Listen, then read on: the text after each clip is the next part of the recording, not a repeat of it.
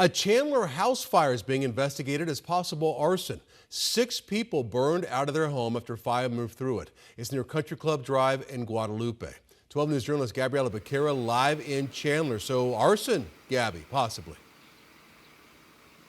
That's right, Troy. Fire investigators were out here for most of the day trying to figure out where and possibly who started this fire. But take a look behind me. You can see just how much damage this home took. That front side completely charred and left in ruins. A neighbor tells us he was also inside, and it's just completely gutted. But the Chandler Police Department confirms this is now an investigation for their property crimes unit. A neighbor tells me he saw a man laying in front of the house just after 6 o'clock this morning. He went to call 911, and while he was on the phone, he could hear screams and see smoke coming from his neighbor's house. By then, the man was gone without the bicycle he had arrived on. That neighbor, Scott Sather, then ran into the house to try and find the homeowner who was still inside and was instead met by flames everywhere. The floor was on fire in the kitchen, and I had to tell myself, get up, don't stay in here. And I got out, and I said, is Josh out yet? They said no.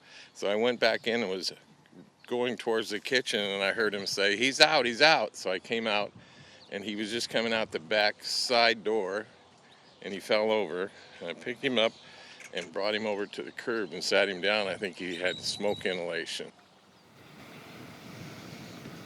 And Chandler Fire Department says the homeowner was examined on scene for smoke inhalation but is expected to be okay. All 6 family members made it out before firefighters arrived. And I just spoke with that homeowner just a few minutes ago, and he says they recognize that man as a possible former employee, but that's yet to be confirmed by police, who say a suspect is still outstanding tonight. Live in Chandler, Gabriela Becerra, 12 News. Yeah, setting fire to an occupied structure is a very serious crime, Gabby. So they don't know for sure if it's a former employee. They think it's possible. They do, and just behind me here, I'm not sure if my photographer can zoom in, you can see the cameras on the poles there. They're waiting to get access to that video, and they're hoping it may have some answers for them about who exactly this was. But they say a former employee, did try to start their home on fire years ago, and they're concerned it was the same person. So it's happened a second time. All right.